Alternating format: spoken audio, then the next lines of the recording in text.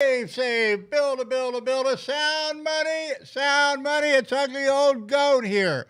I'm gonna, oh boy, things have been happening in this shitcoin industry, haven't they?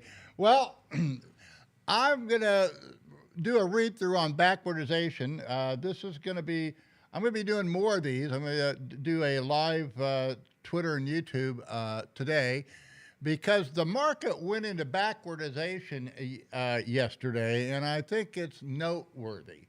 Now, I wrote an article real quick last night, and so we'll just go through that first.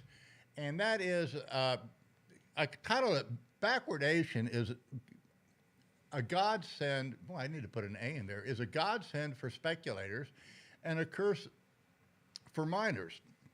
Today, Bitcoin went solid into backwardization. And of course, that was written yesterday. And so now, and of course, we got a big mess on these exchanges and the crypto token crisis. And so, because of all this, Bitcoin went into a solid backwardization. And guys, you need to understand what this is because this is very important. This makes the market extremely difficult for miners. Now, it's already difficult because the market's down so much. But now there's really no way for the miners to even hedge their problems. Now, the sophisticated miners knew or should have known that the futures markets are created for commercial users. And so when we were up there from 30 to 60,000, the futures were always trading. Not only could you sell Bitcoin, but you could sell it at a premium over the market. So basically what the miners can do is sell a part of their future production, at least to cover their costs. And the wise miners that did this are fully hedged. I mean, I'm not worried about it. The smart miners are going to be in business because I'm sure they still have some hedges on there from 60, 70, 50,000, 40,000 all the way through. Now, they're going to be covering them because there's no reason to be short the futures anymore when you can buy the the futures under spot, which changes the whole ball game.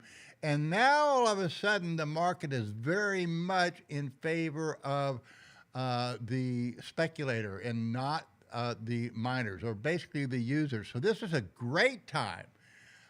Well, for any exchange, anybody like a company like Swan, they can hedge their inventory, what they expect to do, and actually buy Bitcoin under spot and take delivery of it in December or March or June, and they're buying it for hundreds of dollars below the spot market.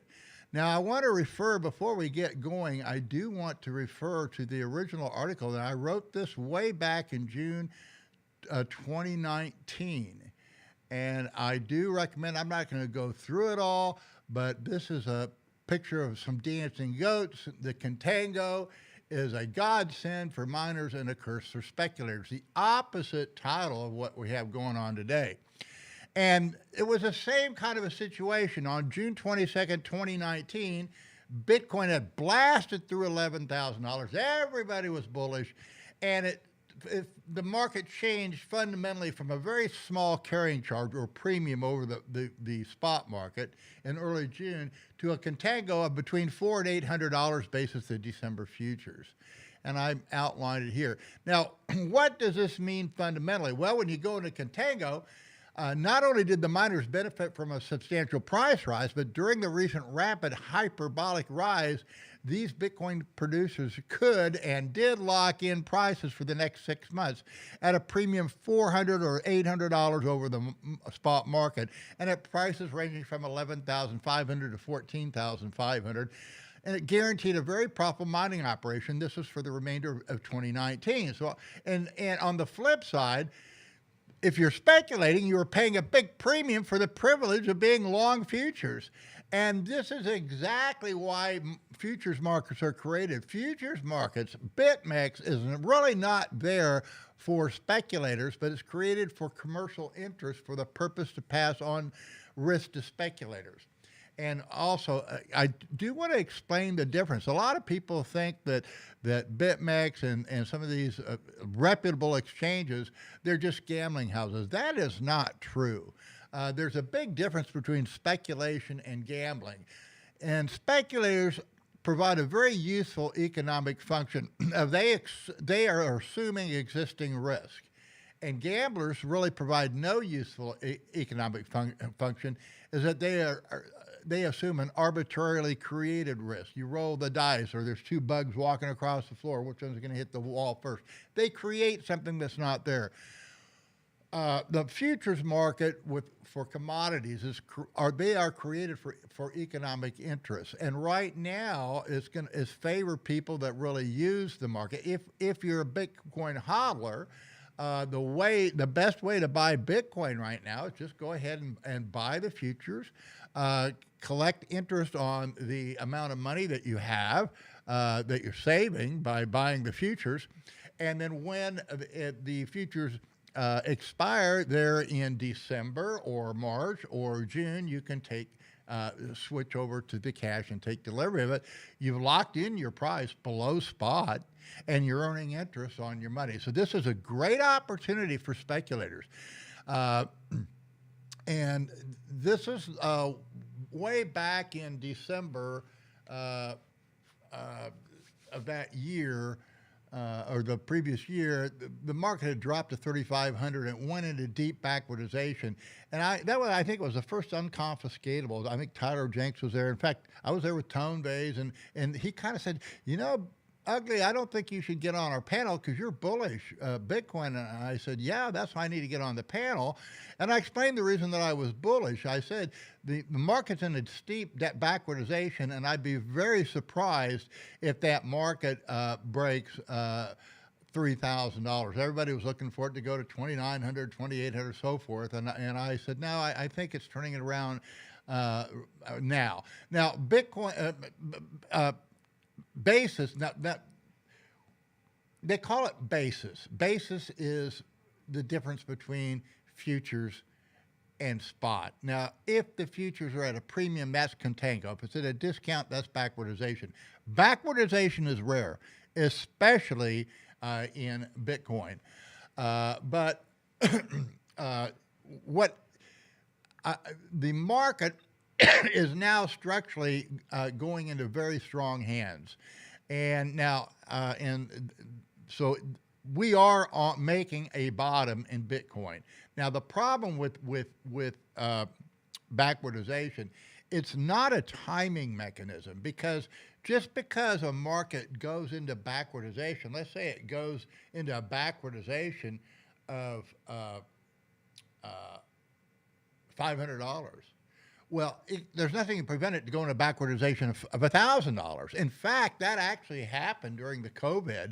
I was able to buy June futures, or 6 months out futures, for $1,000 under spot. So it does happen. It doesn't last long, but it does happen. That could happen here. You just never know. But that it will correct itself, because it's not a technical indicator, it's a fundamental indicator. And that's because the futures and the spot will always meet when it comes to expiration. So I read this article, and then we're going to go back to the short one that I did on backwardization, because I kept this really short, but to get the full flavor of what contango and backwardization and what basis is, read the other article, because that article got a lot of attention, sort of like my first dollar cost averaging article. Now, it's a fundamental market phenomenon. It's not technical analysis, but it presents some really amazing market opportunities. Put simply, contango is when futures trade over spot, and backwardization is when futures trade below spot. Now, as a rule of thumb, the contango widens as the Bitcoin market tops are being made. When we were at 40, 50, 60,000, there wasn't a huge contango. That's why I wasn't really that bearish, but I was bearish. I said, look, we could certainly drop to 17, which we did. Now we're below it. I'm not looking for a lot more down. I mean, we could go down under 15,000. We could go back down. Maybe I'm looking at maybe 14,000.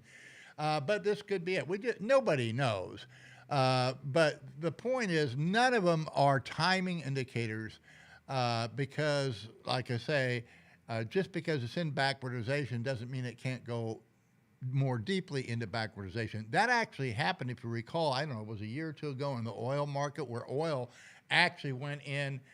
People were paying just to get out of the oil because they were getting oil, you know, delivered to them out in the ocean somewhere, and they had to pay a big premium just to get out of the contract rather than take a delivery. So this happens, but if you notice, that was the bottom of the oil market, and the oil market has gone up ever since. So what does it mean fundamentally? Well, as the spot market reaches the expiration date of the futures market, they will always meet, and this presents great speculative opportunities. Now, throughout the bull run of 2021, a miner could not only hedge future production between 30 and 70,000, but they could often do it at a substantial premium over the spot market. And I went to Tone Vay's summit. La cuestión. What's this? Somebody hate la cuestión. Okay, I can't. Well, can you show me the question? Yeah. Yeah, I'll look at it. I'll come to it later. I'm getting help here. Angel's kind of new at this. Okay. Show me the question. Let me finish. Okay. Oh, it can be in backwardization. Usually, you know, you need to go back and do your own research and study on this, but usually it can be just for a day. It can be for a few hours. It can be for weeks or even months. So, but it will correct itself. It will never be in backwardization when it comes to the expiration date. So there's no set time. It used to be whenever the market went into backwardization in Bitcoin, you could actually set it would spike down under, it'd be these market spikes. So if you price an order, you know, below the market, sometimes you would fill it because it should quickly correct itself. This situation is, we got some desperate fellows in here. We're cleaning out the market. This is really a very good and healthy thing what's going on the marketplace. I'm writing a very long article addressing this entire situation, and basically it's on the whole idea of redeemability and why redeemability without any fixed reserves is so important, and it's being highlighted right now in the market. And I also believe that what we are witnessing with this Luna and FTT crap, this is what we're going to see worldwide with the dollar. Now, nobody else is saying that, but you know what? Fundamentally, it's the same. And you've got bigger crap shows coming, like with Ethereum and other shit coins. But the big one, of course, is the fiat money. So let me go and finish this article. And yeah, I'll just keep the questions up there, and I'll catch them as we go along because I kind of got interrupted. So, okay, so the futures are created for commercial users, yet because Bitcoin is a new commodity, very few people in the industry really understand the futures. And that became apparent when I went to the summit, both the summit in Dubai, which was over a year ago, and then again I think it was in the spring when I went to the Dominican Republic. And there were some large miners there, and none of them really used the market the way it should. They are now. They learned the lesson, and I know that a few of them had learned it before this last drop. I think it was at 30,000, so they were able to take it. All right. Yes, I'm going to cover that. Corey Klepston won the Bitcoin Standard Award, Bear Award, guys, and he deserved it. Let me tell you a little story about that.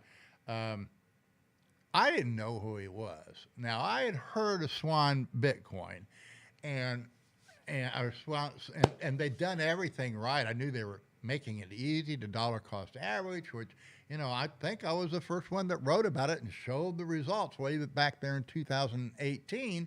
And I wrote that this is how the average investor can get the same results of a professional trader, and that's just by slowly plotting and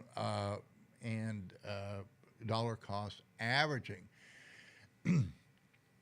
So I did not even know who he was, and then one of the members, Jimmy G, who's I think Zorro on Twitter, he nominated Corey, and then he also, of course, the other nominees was Michael Saylor, and he's just done tremendous teaching. I've learned so much from him, and the material he puts out is great. However, he hasn't been that great on some of his recommendations. In that, it's way too early to think that Bitcoin is like Manhattan real estate. Now, people that borrowed against their Bitcoin at 60 or 50 and 40, 30,000, they're blowing out. And it's sad because I know guys that did it and they thought, Bitcoin was going to 100 or 200 or $500,000. And so they could borrow against it and just live off their Bitcoin. Well, that didn't work out so well. And so, and then the other one that was recommended, who again, my hat goes off to him, I admire him a lot, and that is Jack Mallard. And so he was nominated by the way we do this, the way we select it is my members nominate, and then I finally select. And so it's kind of very, and I want to get rid of that. So, and the last one that was nominated was Nick Carter, who I have a high regard for. He understands banking, and I know a lot of people in the maximalist world have problems with Nick, and it's too bad that it happened the way it happened. But I have a great admiration for him. But in the end, I didn't know Corey, and then I started, wow, this guy, he really didn't make any mistakes in 2021, and he really saved a lot of people's necks. So, and so the way that I want to be doing this, my members will continue to nominate who is the Bitcoin standard bearer. We're not going to take the nominations for 2022 till the end of this year. And then once I get that list of nominations, I don't want to make the final decision anymore. And so what I want to do is allow for the past winners to make the final selection. Of course, the ones that are now living would be, of course, Seyfuddin Amos, who won it the first year in 2018. In 2019, it was Tyler Jenks, and he got it posthumously. I mean, he was going to be the keynote speaker at our cruise, and then he died shortly before that. So that was just automatic that the award went to him. And then the next year, it went to the Bitcoin or the guys that were indicted at BitMEX, and especially Arthur Hayes, which is so Arthur Hayes and Corey and Seyfuddin will decide who is the standard bearer next year. That's the way I want to set it up, because I really don't. This is too much for me. It's too big a responsibility for me, and and it shouldn't just come from one guy from the top down. So yeah, a lot of, I don't know what's going to happen. I'm writing I think a very thorough article on it. Hopefully it will get done in the next. I would rather have it right than early. A lot of people have been writing so much about what's going on. I have a completely different take on this, guys, and basically. I'm just going to wait because I don't want to talk about it until I have it written down. All right, so that's it. Here's what's happening now, and this is just people, the honest people that are in the markets that they'll be in the markets years from now. Uh, the miners who have not hedged are really they have a dilemma now in that they really can't sell their future production for spot. They have to sell it below spot, and that's really crunching them, particularly if they're already in the red. And but for you guys, for the speculator, this is a tremendous buying opportunity. And I say, if what one way you can do it is just make your uh, uh, buy a futures contract, make sure it's fully backed or as much backed as so you don't get wrecked, and then the balance that you don't have committed, if you have it just 50, I mean, if you buy it now, what is it? 1,600, have to go to 8,000. Put up a half a Bitcoin for every Bitcoin you buy, and you might have to add two if it goes down to 8. I don't see that happening, but who knows? But right now, everything is up in turmoil, and what you're seeing is the Fed still has a huge influence on the markets because they do control these interest rates, at least for the short term. So, at any rate, that's it. Now, I want to go to the Twitter account so we can look at this. Guys, nobody showed up for my workshop. I'm here. We got the Baja 1000 this week. It's $3,000, but you get 8 days and 7 nights. We take care of you. Everything's taken care of, and we go to the Baja 1000. But I was short notice. But you know what? I'm having this workshop without you, and so far we've more than 2x the account. So in just a small way, I opened with a 0.1 and it's now more than doubled. But it's kind of tricky because because of the backwardation. It's not an easy. So I'm just trading very lightly here. Hopefully, I'll be smart and make it grow. All right, so. This is the Bitcoin Standard Bearer. I just got back from the Pacific Bitcoin Conference. It was a very good conference. I can highly recommend it. I was just learned so much, and really not so much from the speakers because I didn't have time, but talking to people and what people are doing there.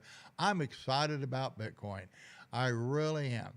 So, and here we go. I want to, there's the presentation. There's Corey, and there he is getting the Bitcoin Standard Bearer Award, and a very deserving young man for it. I mean, he's not that young, but he's a lot younger than I am, and I'm very impressed with his knowledge and very impressed with what he has done this last year. Not just his business acumen and the way he structures Swan, but also the way he's called out so many of these shitcoins. I mean, I just don't have time for that. And, who wants to even look at them? We knew it was going to happen. And here it is. But he was very good at doing that. This is really, I'm going to get these guys on here. We're going to do more shows. But anyway, guys, I just wanted to tune in, let you know what's going on. I think that there's a great opportunity right now in Bitcoin. And again, if you're dollar cost averaging, this is a time you might want to step it up a little bit. This, I think we're making our bottom. And now whether or not we'll have another push down or how we're going to do it, who knows? But I don't. Okay.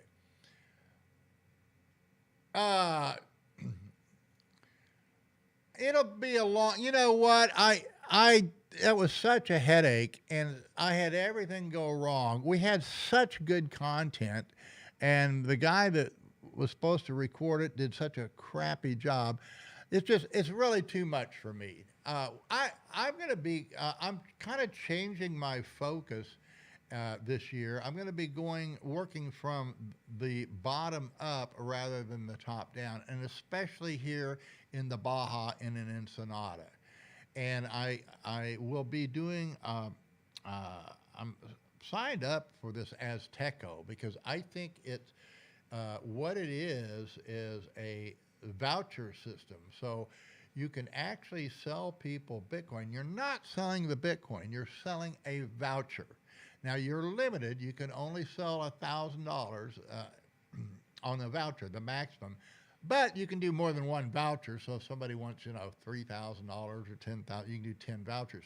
But the point is, the it's completely under the radar, and there's no AML, KYC.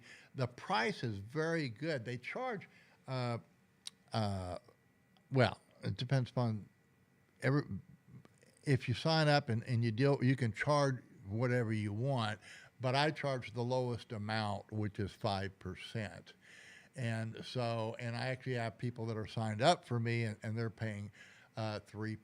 So, but it boils down to, because we're here in Mexico, Bitcoin generally trades at a higher premium than 5%. So, you're actually buying Bitcoin cheaper here through Azteco. And the thing is, it just opens the market up to everyone. And so, and I think it's a very great introduction to people. But I'll be doing more and more on this. So, that's what we're doing. I got to plug my Bitcoin starter bag. Guys, if you want to support my work, I've written 2 books. First one is, of course, How to Put Yourself on the Bitcoin Standard with One Easy Lesson. And that's a hardback edition. It's like a Dr. Seuss book. It's a real NFT. And so you'll get that. You can buy it on Amazon, but I charge like $120 for my hardbacks. And this is equity trading. And you'll get both of these books plus the ebook edition emailed to you. And you'll get all that for $199.95. And then we throw in some gifts too. We're going to send you Bitcoin money. This is also in Spanish, Bitcoin dinero. You'll get the little Bitcoin book, which is, of course, Jimmy's song. Now, you might have some of these already, and that's fine. Just give them away. That's what we do. And this is the little Bitcoin book by Jimmy Song. This also comes in Spanish, so if you want the Spanish edition, 2 of the books come in Spanish. We're giving away Kurt Savaham's Bitcoin Sovereignty Through Mathematics. And, of course, you're going to get Seyfedin Amos's book, The Bitcoin Standard. Now, you probably already have this. You should, if you're into Bitcoin for any length of time. It is the classic. So, but we're going to send it to you as a gift and give it away to somebody. Give it to somebody that needs it. You're going to get a Jade wallet, which is brand new and put out by Block. I never can remember Block Form or Block. At any rate, good wallet, hard wallet, and you'll also get a silly hat like this one or something else, and it all comes in this Bitcoin start bag kit made by the Goat Lady. So, guys, you want to support my work, please do that. And that's it. Well, you're welcome. I'm glad. You know what? I'm going to be doing more video here. And I'm going to be. I'm getting back to my writing. I'm working on like I say, a very long article on why redeemability without any reserves is so important, and why redeemability has to be in something different than the banking. That's why what the gold standard is. The gold standard, the specie, the fiduciary money was redeemable in gold. Now, a lot of people don't understand, but one of the reasons the Depression went into the Depression is the government required they raised the reserves. Well, that gold should have been out in the public. That's why it's so important that we get Bitcoin out to as many people as we can, because they are going to be the new bankers of last resort. Okay. Uh, I don't know if, yeah, I mean, maybe they are. You know, I really don't understand uh, why this is going on, and uh, I saw the BCH as more of a. Uh, it was how it was tied to Bitcoin. The dollar decline, I could not really explain that phenomena, and I really can't explain why we're doing it now because my understanding is that the FTX doesn't have any Bitcoin. So, if anything, they're not dumping it on the market. If anything, if they want to be solvent, they need to be buying it. And of course, they're not solvent. And you know, I don't know. To me, this is more a psychological thing than anything else. And the the market is telling you that. The market is fundamentally telling you, hey, Bitcoin, it's time to buy it. That's what this backwardization is telling us. Just like when it goes into a big contango. I remember when we topped out, I don't know what year it was, 2017, the first time we hit 20,000. Market was in a huge contango, $1,000, $2,000 over. Now, we never went into the big contango when we were at 60 and 70,000. The contango did not go up. In fact, I was surprised it didn't, and that's why, you know, but it wasn't a contango. And we at times have gone into a backwardation. But the significance of yesterday is it went into backwardation and it stayed there. Okay? And so what will pull it up is going to be people that understand the market and say, oh, I get it. I can, one of the fears that might be out there that's causing it is the exchanges. If the futures, if the markets close down, then your futures are shut down too. Now, I don't think that's going to happen to all the exchanges. I think BitMEX is going to survive because they've already weathered the storm and they show they can't be shut down, and they're well run. And there's some other well run exchanges out there, but I don't think. Okay, don't you see a danger of futures on like gold with paper, doesn't it? Uh, no, I don't know what you mean by gold with paper gold. The problem that we have, what's going on now, and why, and this is true of the government gold standard, was you have to have sound commercial banking. We don't have sound commercial banking. We don't have it in fiat, and we don't have it in the crypto world. They are creating money ex nihilo, out of nothing. Now, with sound banking, banking is fiduciary money. But and this is why I'm writing this article on redeemability. It has to be redeemed in the base money, something apart from the fiduciary money. And that's what gold and that's what Bitcoin do. I see no problems with banking creating fiduciary money based on the Bitcoin standard, so long as that species represents real wealth, real new wealth coming into the marketplace.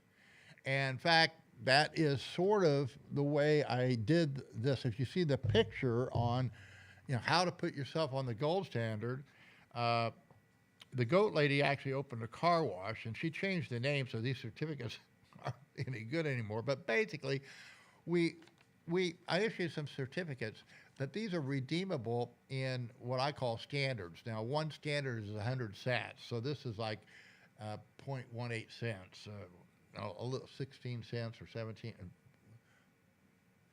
10 of them is worth 17 cents. Okay, 5 of them would be worth half that much, 8 cents. So, and these could be redeemed. Now, at the time, I had them redeem on Bitso, which I don't recommend anybody trade on Bitso anymore because they are just too much of the legacy system, and that's why I'm going to Azteco.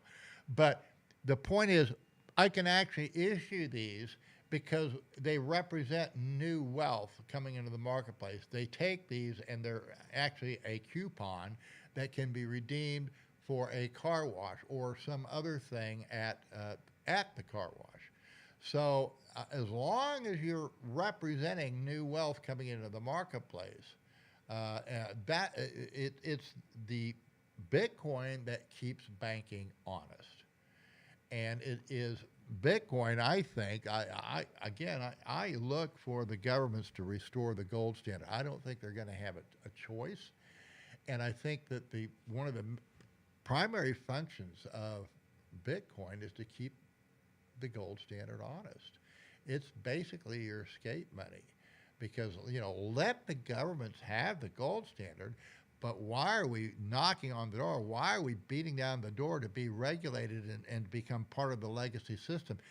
And guys, I get it. I was part of it. I was doing it. I get it. And you know what? It's a mistake.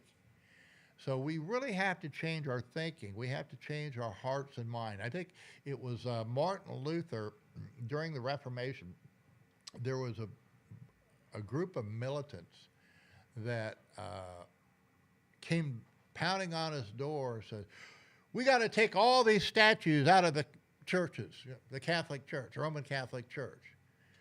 And, they were going to go in there and smash them or take them out, whatever. And it was, I can't remember the guy, but anyway, Luther said, I smite you I hit you in the face, I hit you on your nose. He says, if we change people's hearts and minds, the statues will come down on their own accord. And that's what has to be done with Bitcoin. This is going to happen one exchange at a time. This is going to happen as people understand money. Now, one of the reasons that I think Mexico is far ahead of anywhere else in the world is that they already are familiar with a dual currency. They have the peso and they have the dollar. And so if you ask a Mexican what they prefer, they always prefer the dollar. They'd rather have dollars than the peso. So when you explain that, well, Bitcoin is harder than the dollar, they get it right away. Now, they've had problems down in El Salvador because all they have is a dollar. So people say, well, we have the dollar. Why do we need Bitcoin? And they really have not reached the common person in El Salvador yet. Now, I think there's a huge potential. It's just going to take it's a different market than it is here in Mexico. So, again, Jimmy G was the one that kind of lighted me on it. And he says, yeah, the low-hanging, the easiest market right now is probably right here where I'm at. So, no, I don't do any of that, but that is Jimmy G, who we attended the conference together. That's what he's doing down in the southern part of Baja now. He's down by La Paz, where the Ensenada 1000, he's 1,000 miles away. So, and the race runs right through his ranch or right by it. And that's what he's working on. I'm a city boy here. I am starting the Sound Money Institute, and we have a big place here. That's where I was hoping to have a trading seminar here, trading class here, but nobody showed up, that's fine. I'm doing it on my own, so hopefully I'm teaching myself, and hopefully we'll just see. Like I say, so far I've 2x'd. I started this account yesterday, and so far I've 2x'd it. So we'll see if I can keep it up. But yeah, Jimmy's down in the southern part, and that's what he's got a great big real estate thing down there that he wants to. He's got all kinds of things going on there like that.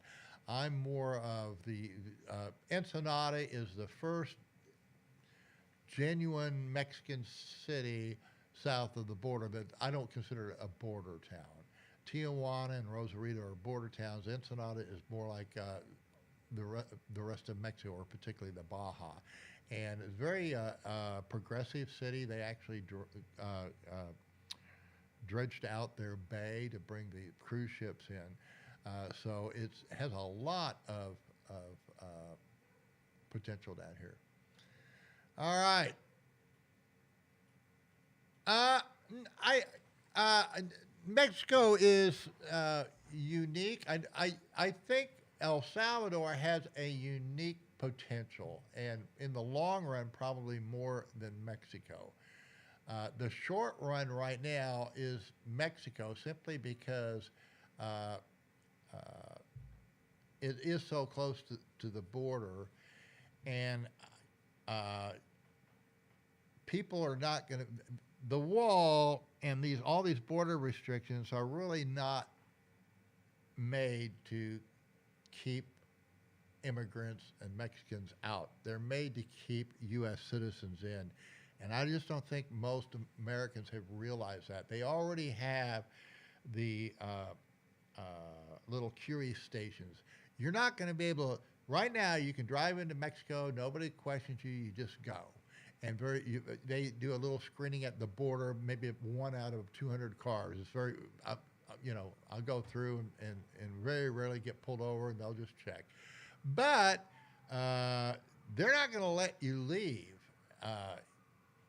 the United States. That's coming unless you pass, inspection, whatever little restrictions they're going to put on it. All right. Well, all right. Somebody knows me from prison. How do they know I'm Big Bird? All right. Yeah, I was Big Bird in prison, guys. I had blonde hair and 6'2", and so my handle was Big Bird. And then when I got out of prison, I took down my prosecutor, and I was Bumblebee Braun. And then when I got into Bitcoin, I became Ugly Old Goat. So I didn't know I was going to be Ugly Old Fart, but that was a little too risque, so I changed it to Goat. And then it was only after I'd chosen that name that my son, hey, Dad, do you know what GOAT stands for? And I said, no, I don't have any idea. It says, well, it's greatest of all time. So I've got something to live up to now. And guys, I haven't been trading. Well, I haven't shown you how equity trading works, so hopefully I'll be doing it now. All right. Yeah, well, we're gonna develop this more and more, guys. This is what we want to be doing. Eddie is back. He needed to get a cord. We're done with the elections here, so he was busy today. Eddie's going to come up and do the show with me because he's a great foil. He asked some great questions, and he's excited because we're going to just stay focused. I'm introducing everybody to this new thing, Azteco, and we'll do a show just on that. Once these guys understand it, and we want to, I know I'm an English show, but I've got the studio, I got everything down here. We really want to develop the Spanish speaking crowd, and this is, and not from a gringo. And so this is why I've started this Azteco. I mean, Azteco is such a beautiful name. I don't know where they got it, but it's very Mexican. And it, like I say, I'm very excited about it because anybody now can. You're not a money transmitter because you're selling a voucher, but the voucher can be immediately transferred to your key, your private key, whether it be a Lightning network or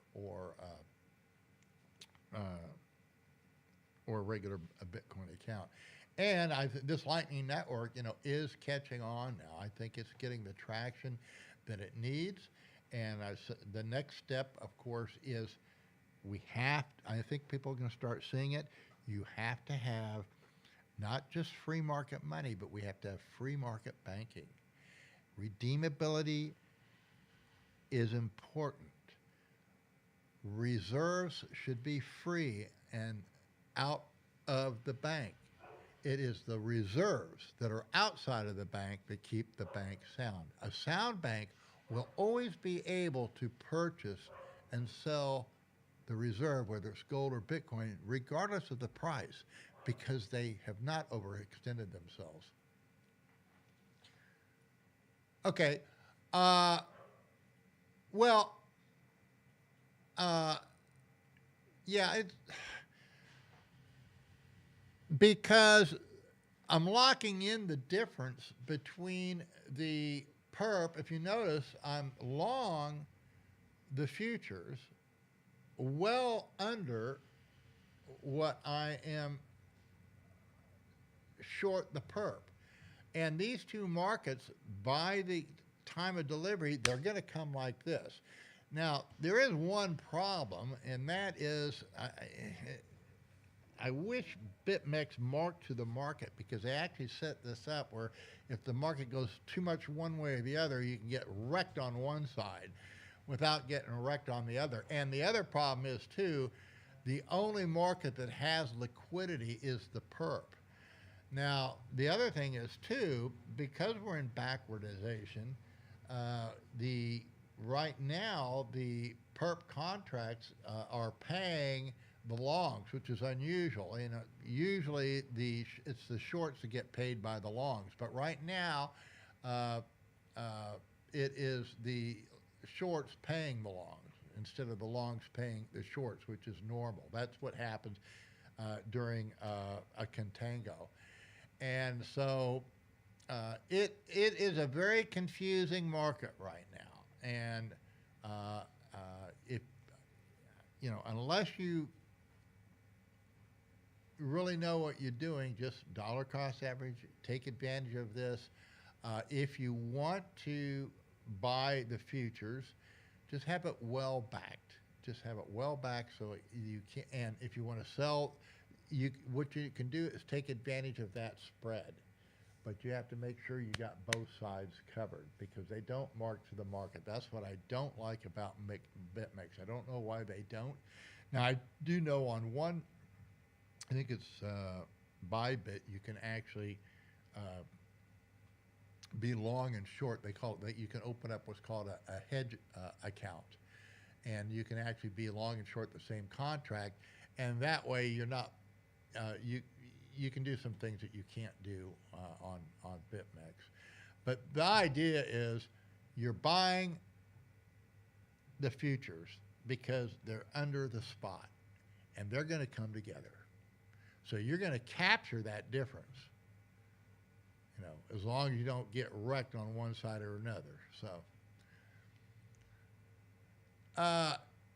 no, she already signaled it. She's got a lot of stuff. She built another house. She bought all. But yeah, she did sell some cars because she was getting short. I'm trying to teach her money management. She has learned the good part. She's learned how to spend Bitcoin, but she hasn't really learned how to earn it yet. So this is what we're going through. The marriage is a little strained right now, because I've really had to, you know, say, you know what? We have all these things we never had before. Now you have to make it work, because I'm not always going to be around. Okay. But it goes longer and longer. Yes. Okay. I DCA weekly at the moment. Hope to reach 40,000 in a few years. 40,000 what? I'm not sure what you mean. Okay, so at the moment you're underwater. Yeah, you know what? Very few people come into the Bitcoin market that are not tested by fire. It just, you know what? It's gonna happen. And it happened to me when I first bought Bitcoin. I bought my first Bitcoin in August of 2013 under $100, and then it went up to 120 or 100, and then we had that Silk Road thing happen, boom, and I almost thought I lost it all because I had a margin position, but of course I didn't, and it came back and I added to it. I was very, very bullish all the way through, and then of course it went over $1,000, went over the price of gold, and from there it went all the way back down to under $200 again. So anybody that's been in Bitcoin has gone through this. This is nothing new. If you're new to Bitcoin, welcome to the club. This is what happens, and just this is the time. Your dollar cost averaging. You're buying. You're buying more than 3 times the Bitcoin. More than 3x the amount of Bitcoin now than you were when it was $60,000. Okay. Yeah, buy the dip. Well, just buy consistently, but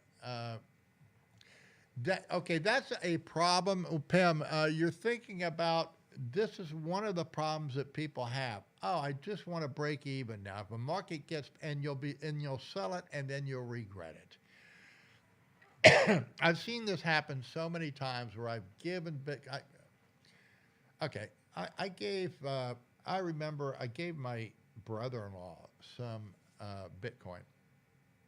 It wasn't much, $50 or so, $50 or $100, but at any rate, it was back there and it had gone up some. Anyway, we figured that his Bitcoin was now worth over $5,000.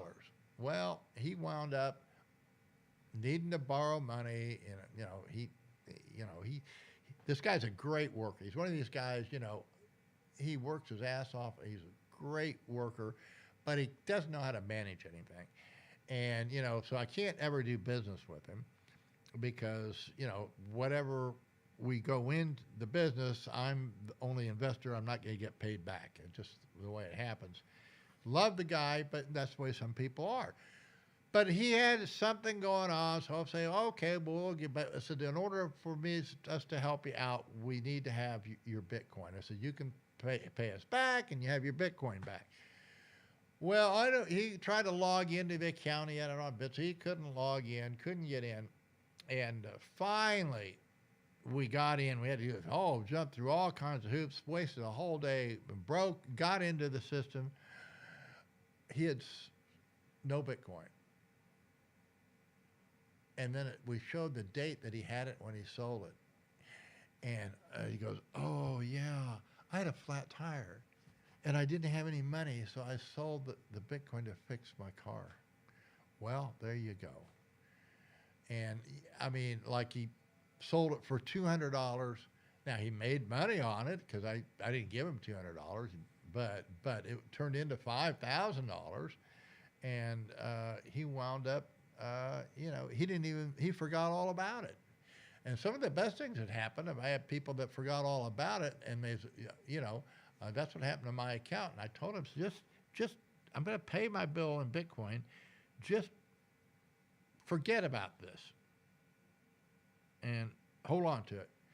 And he had called me way back when, because it was like 4.5, 5 Bitcoin. It was when it was $200. The bill was $1,000, and of course 5 Bitcoin now, it's worth a nice little amount.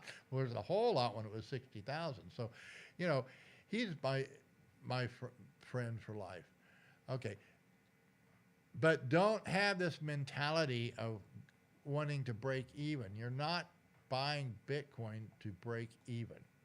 You're buying Bitcoin because it's going to save your neck later on.